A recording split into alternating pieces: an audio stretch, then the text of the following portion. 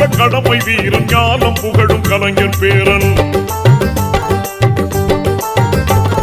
கருப்பு சிவப்பு படையின் வீரன் களத்தில் வெல்லும் துணிச்சல்காரன் காலம் கொடுத்த கடமை வீரன் ஞானம் புகழும் கலைஞர் பேரன். திருக்குவளையின் வழியில் வந்த தமிழ் குருதி இளம் திராவிடருக்கு தலைமை தாங்கும் உதயநிதி.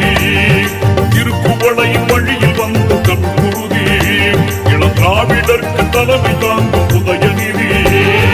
கருப்பு சிவப்பு படையின் வீரன் களத்தில் வெல்லும் துணிச்சல்காரன் காலம் கொடுத்த கடமை வீரன் ஞானம் புகழும் கலைஞர் பேரன்.